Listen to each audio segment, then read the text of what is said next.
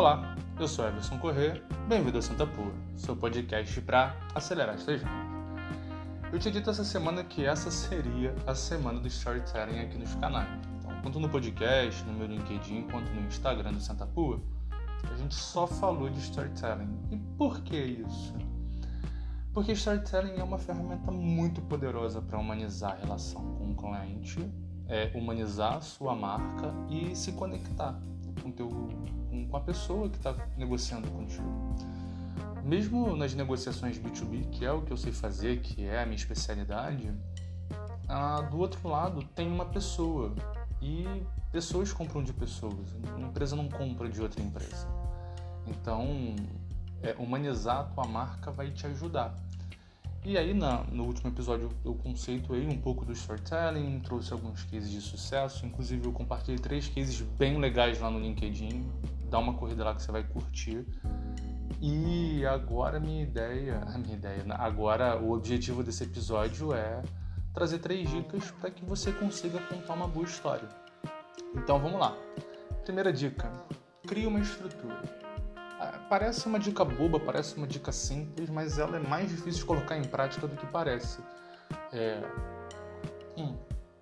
É muito importante que a tua história tenha, como você aprendeu lá com a tua tia na escola, com a professorinha.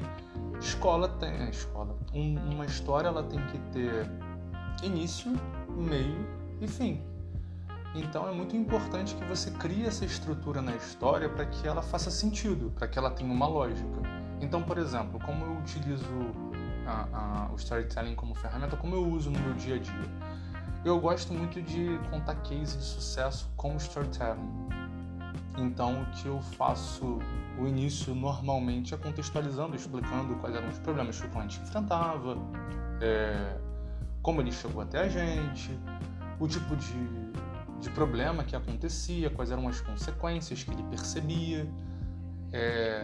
Ao longo da conversa, ao longo da minha história, eu desenrolava, era o meio da história, explicava como esse cliente ele foi percebendo que esses problemas traziam consequências que eram graves, que ele perdia funcionário, por exemplo, no caso de idioma, ele perde funcionário, maior turnover, perde oportunidade, um profissional deixa de ser promovido porque não tem idioma, até o ponto final, que é a conclusão da minha história, mostrando que a escolha de um produto da empresa onde eu trabalho fazia sentido, que ele conseguia reduzir aquele turnover, ele conseguia dar mais oportunidades para a equipe, que a equipe percebia que a empresa era uma empresa que investia e que entendia e valorizava os profissionais internos.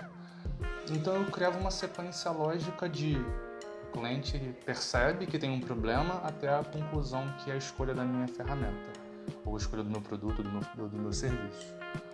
Isso cria na cabeça do cliente uma lógica. Então é muito importante que você crie essa estrutura, então é legal que você tenha um script de história. Mesmo que você não vá ler inteirinho, ele vai te balizar e vai te ajudar a trazer uma história que seja legal para o teu cliente.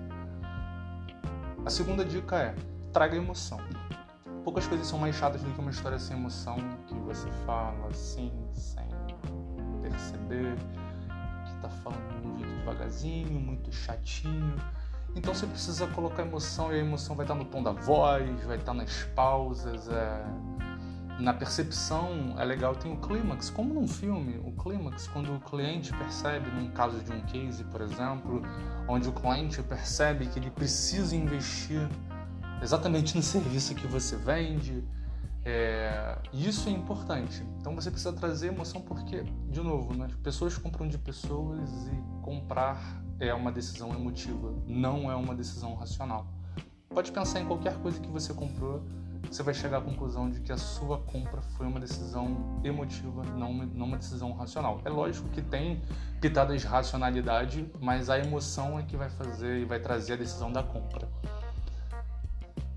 Terceira dica. O teu cliente, a pessoa que você está contando a história, ela tem que fazer parte da tua história, porque senão não faz sentido. Essa é uma forma fácil de conectar.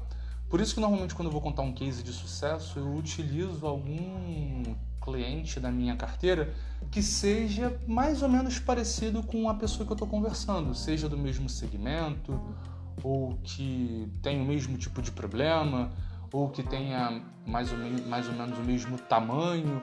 Tudo isso ajuda a conectar. Se eu digo para a empresa A, olha, você tem esse problema, a empresa B, que é sua concorrente direta, também tinha esse problema e contratou o serviço com a gente. E eu trago isso dentro de uma história, não jogado dessa forma, eu conecto com o cliente e na cabeça do cliente vai parecer, se ele resolveu o problema do meu concorrente, por que não vai resolver o meu?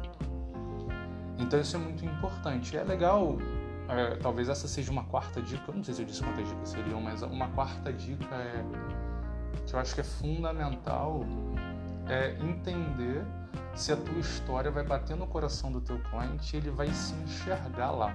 Tá meio conectada com essa, o cliente tem que fazer parte da tua história, mas não adianta você contar a história de um cliente que é muito distante ou que está muito fora da realidade, que é muito pequeno em relação ao teu cliente, ao teu prospect atual, ou se é muito grande, porque fica difícil fazer uma conexão.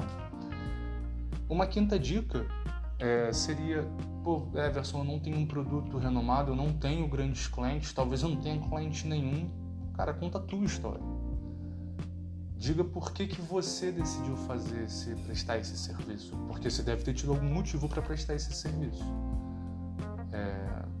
Você tem alguma coisa para contribuir com aquela empresa e por isso você a quer como cliente.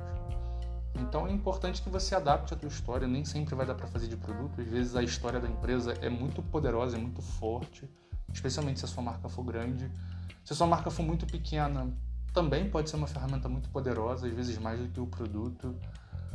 Enfim, você vai ressaltar sempre os seus pontos fortes, que é meio que isso, mas contar uma história. Você não está mentindo, você está só ressaltando os seus pontos fortes, botando bastante luz ali onde você é muito bom. E a última dica, aí talvez não para quem é vendedor, mas se você está buscando emprego, toda vez que você for contar, por exemplo, a tua experiência ou alguma coisa que seja importante, conta no formato história. Cria essa narrativa porque vai deixar mais interessante e talvez você consiga deixar marcado na cabeça do entrevistador que você é um bom profissional e que você é um merecedor daquela vaga.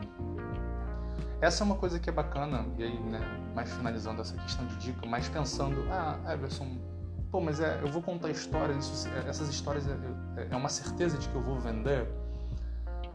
Não, nada é certeza de que você vai vender, não existe fórmula mágica.